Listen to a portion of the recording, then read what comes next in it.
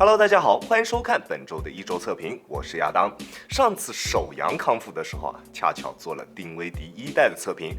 这一次也是这么巧。二阳康复之后的第一期节目就是这一双来自361度的丁威迪一代 SE 版本。本期视频由您的点赞赞助播出。首先，我们本周的第一个鞋款就是这一双361度的丁威迪一代夏季版 DVD1 SE。相信看过我丁威迪一代视频的兄弟们都知道，我对于丁威迪一代的评价还是比较高的。而这一次的夏季版仅仅只是在鞋面上做出了改变，所以我们今天就主要来说一下这一双鞋通过鞋面材质的变化，给它带来了哪一些在穿着体验方面的改变，或者说是提升。如果想要了解它在其他方面的表现，大家可以回去看一下我那一期丁威迪一代的实战测评，好吧？而它的鞋面从原来硬度非常高的针织材料改为了现在的热熔材料与 TPU 混纱材质之后，最明显的变化就是它的透气性有着巨大的提升。作为夏季版的篮球鞋，透气性这一点绝对是非常重要的一点。这一双鞋的中段以及前段鞋面上都有着大面积的透气网眼，在夏天穿它打球绝对不会出现捂脚的情况。它的鞋面结构跟 AJ37 会有一些类似，不过镂空的面积没有 AJ37 那么的夸张，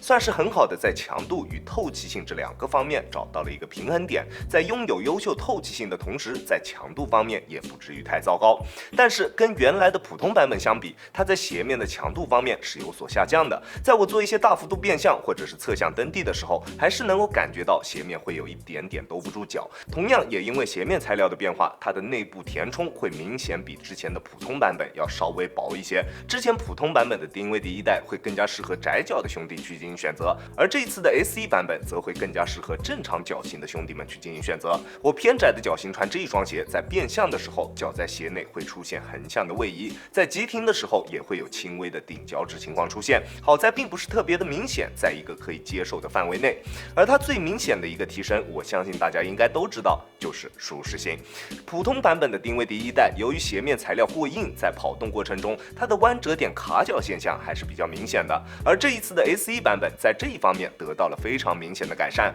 在鞋面的弯折点处完全不会有任何硌脚或者是卡脚的情况出现。如果你买过丁威迪一代，但是觉得它的舒适性没有办法令你满意，那这一双 SE 版本一定会是一个比较不错的选择。除了鞋面之外，它在其他各方面的表现跟之前的普通版本基本上没有什么区别，稳定性、灵活性、支撑性这几个方面都是没有任何问题的，大家可以放心的去选择它。这一双鞋亚当球鞋主观评级依旧保持 A 级，跟之前的普通版本一样。虽然它的透气性更加出色，也更加的舒适了，但是强度方面 SE 版本略微有所下降，所以评分还是保持了跟之前普通版本一样的 A 级。如果你觉得丁威迪一代是一双不错的篮球鞋，那在夏天你想要买一双透气性更为出色的球鞋，那这一双夏季版的 DVD1你一定会喜欢。但是如果你本来就对丁威迪一代这一个鞋款并没有什么好感，那这一双鞋在穿着体验方面其实跟普通版并没有太大的差别，它依旧不会是你的菜，好吧？第二个鞋款同样来自361度，这一双大3 4.0 的 Pro 版本。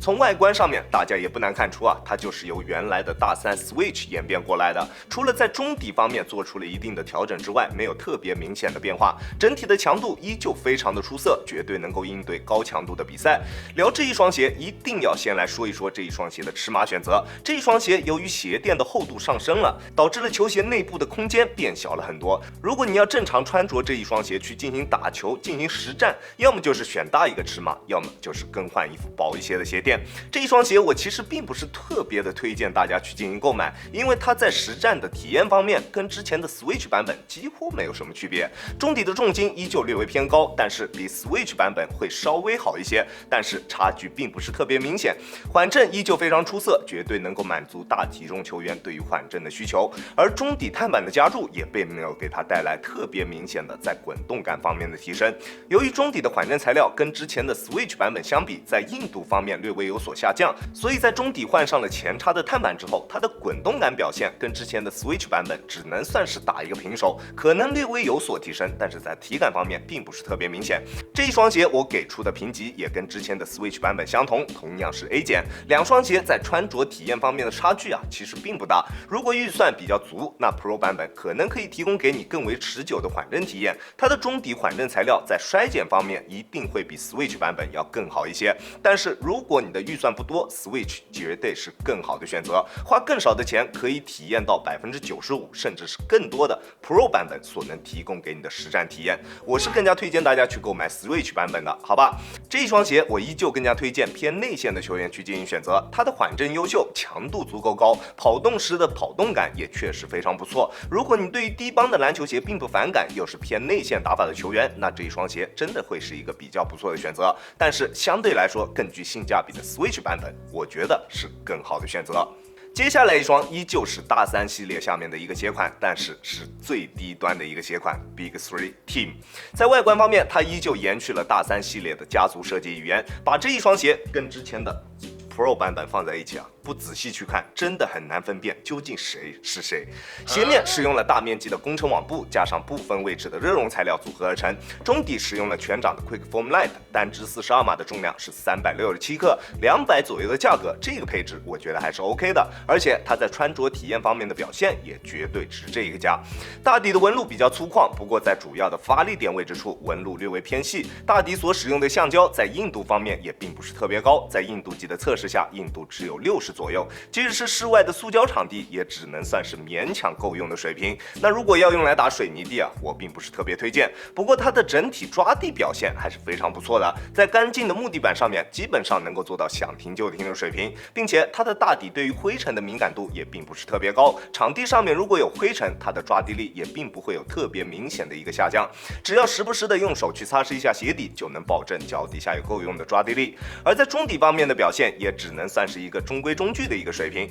中底的重心适中，全掌的 Quick Foam Light 在调教方面也属于一个偏向于团队的调教，拥有一定的脚感，但是缓震极限并不是特别高，对于大体重球员来说可能会不太够用。在突破的过程中，前掌也会有一定的泄力感存在，但是作为一双团队鞋款，而且是一双低端的团队鞋款，它在中底方面的表现总体来说还是能够接受的。在200这一个价位段，我觉得它的中底调教做的并没有什么问题。不过它的鞋面在锁定方面的表现并不是做的特别好，球鞋的鞋楦属于一个正常宽度的鞋楦，对于脚型的适配还是比较广的，而且它使用了这种分离式的鞋舌，对于高脚背的朋友来说也是非常友好的。但是由于它的鞋带孔布置比较靠后，在前掌并没有办法进行锁紧，所以如果你是偏窄的脚型，那在穿这一双鞋的时候，在做一些变向或者是侧向蹬地动作的时候，脚在鞋内还是会出现比较明显的位移，即使你的脚型跟这一双鞋的适配性比较高，在急停的时候也依旧会出现顶脚趾的情况，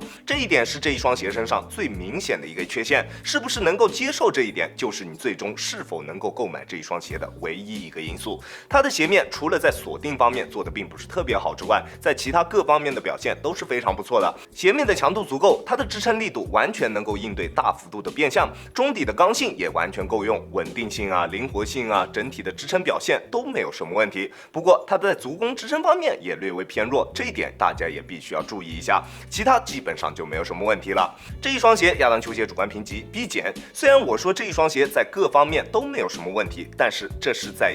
它是一双200价位段的篮球鞋这个前提下去出发的。虽然它各方面的表现都能算得上够用，但是没有任何一项是优秀或者是突出的。它的整体穿着体验就是一双在这个价位段的篮球鞋所应该具备的一个水平，并没有多给你，当然也没有少。我在618以不到200的价格购买到这一双鞋，我觉得还是比较值的。这一双鞋虽然没有任何突出的地方，但是各方面的表现都是够用的。如果你的预算不高，又想要一双在各方面表现都比较不错的水桶鞋，那这个鞋款你可以考虑一下。OK， 这就是本期视频的全部内容了。再次感谢大家观看本期的亚当球鞋，亚当球鞋一切从实战出发，我是亚当。那我们下期视频再见吧，大家有空来做 ，Peace。